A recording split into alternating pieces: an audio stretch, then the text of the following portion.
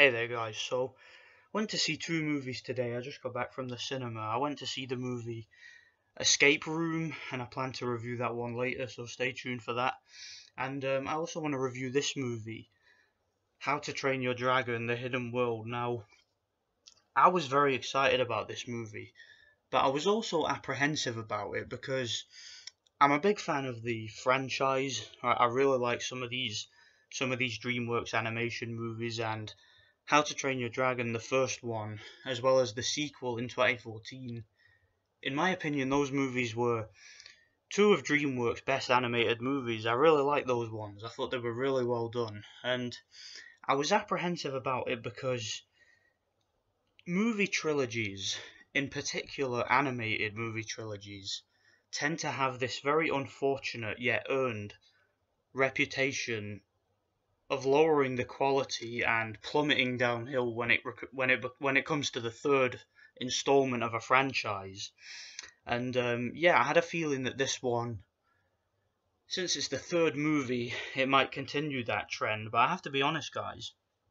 Thankfully, this movie, How to Train Your Dragon: The Hidden World, completely blows that trend out of the water. This movie is awesome. I really, really, really like this movie, man.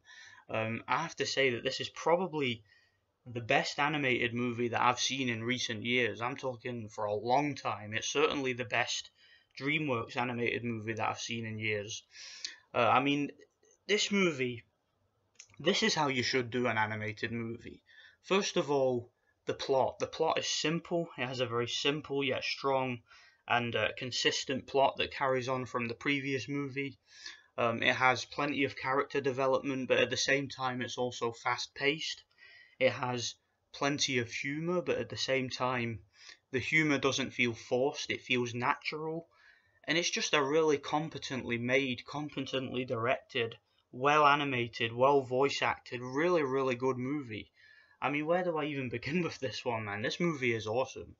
I mean, the first How to Train Your Dragon movie was a really good movie, and if I'm being honest, guys, I think it's debatable which of the series is actually better. Now, what I like most about this movie is that although this is the third movie in the franchise, this is the third installment, it genuinely feels like this is going to be the last one. I don't think that this is going to be another one of these DreamWorks animations that goes on too long.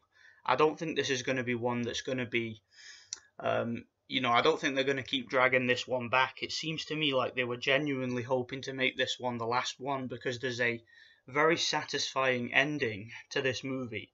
There's no sequel baiting, there's no trying to build up a wider universe. No, there's none of that here. This movie ends on a really high and really positive note. So let's talk about this one. So the movie starts off, it takes place about I believe it's a year after the previous movie. And for those of you who haven't seen the previous movie, Stoic, voiced by Jared Butler, he dies in that movie. He was the chief of these Vikings on the island of Berk. And his son Hiccup, who's the protagonist of this movie and the protagonist of the series, he has now taken up the mantle as chief. Now that obviously comes with its own set of problems and puts a lot of pressure on this character because, as you'll know if you've seen the previous movies, this character's a very intelligent and very logical character, but at the same time he's also kind of frail and weak and lacks confidence. So with his father dying and with him having to take the mantle as chief, it obviously puts a heck of a lot of pressure on him, and that's really well reflected in this movie because he now has to be a leader.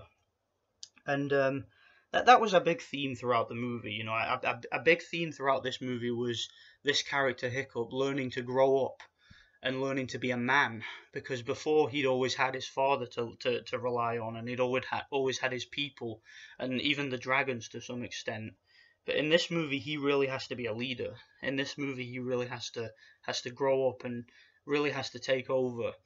And also one of the themes that was explored in this movie was the theme of letting go and taking responsibility, because one of the things about this movie is the bond between Hiccup and his dragon Toothless, who's obviously the co-protagonist of the movie Toothless.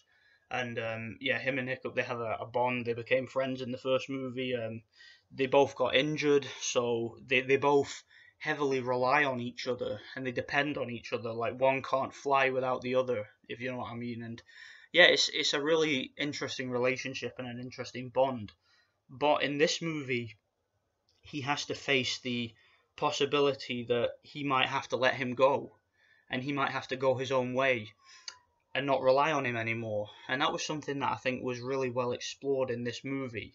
And yeah, the emotion and the bond between the two is really well acted. You know, the animation obviously helps. I mean, it looks absolutely fantastic. The graphics in this movie, the backgrounds, the character models, even mechanics such as like the fur and the dragon scales and the fire and the water and all the stuff in this movie. This is some of the best animation that I've ever seen from DreamWorks. It looks absolutely fantastic. And yeah, like I said, the voice acting, you got people like Gerard Butler involved in the movie. I believe even David Tennant came back for this movie. He was in the first one and he wasn't in the second, and he came back for this movie. And you know, you got people like Christopher Mintz and whatnot, some really well known actors who lend their voices to these roles. People like Jonah Hill, and there's a lot of comedy. And I mentioned earlier about how comedy in this movie doesn't feel forced, and it's because I think that these characters genuinely have chemistry with one another, and there's a lot of like goofy slapstick humor which really works in a movie like this.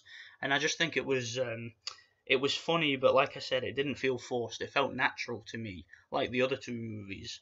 And you know, it's really rare for me to say that a trilogy, particularly an animated trilogy, that I could have enjoyed so equally. Like I don't know which movie in this series I like more, this, the first one, or the second. I think all three of them were masterpieces, but I just love how this movie genuinely ended on a satisfying note. As far as the plot goes, like I said, a lot of the plot revolves around Hiccup growing up and being chief and moving on and dealing with loss and whatnot and dealing with responsibility. But the main gist of the plot is that basically, since Hiccup and his friends, his team of dragon riders, have been liberating and adopting so many dragons and taking them back to their island, what that's ultimately done is it's led to them becoming overpopulated, and at the same time as being overpopulated, they've also become overwhelmed, and they've also become a target, you know, because they have a lot of enemies now, a lot of people who want to take the dragons from them and take their land and sort of take over. And that's put a lot more pressure on Hiccup's shoulders because he's the chief, he's supposed to know what to do. And as a result of this, he decides that he and his people have to flee and they have to leave their island and try and find a new home. And that's a big part of the movie, is them and the dragons all trying to find a new homeland, you know, a new place to settle.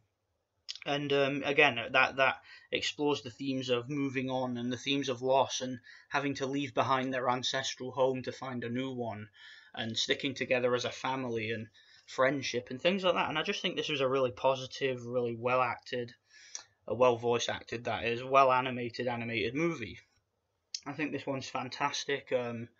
What would I give this movie a rating out of 10? I really don't know. I'd probably give this movie, I'd say a 9 out of 10, maybe even a 10. I think in terms of the villain of the movie's antagonist, I think was one of the weak parts. He was just your typical, like, sort of a Shakespearean type villain, but he wasn't really that imposing to me. He was basically a guy who is a lifelong dragon hunter who likes to hunt the Night Furies, and I just felt that, to me, that there wasn't much character development on the villain. But then again, there didn't really need to be, because it's not that type of movie. You know, this isn't the type of movie that's predictable. That's another thing I liked about it, is it's not a cliche movie.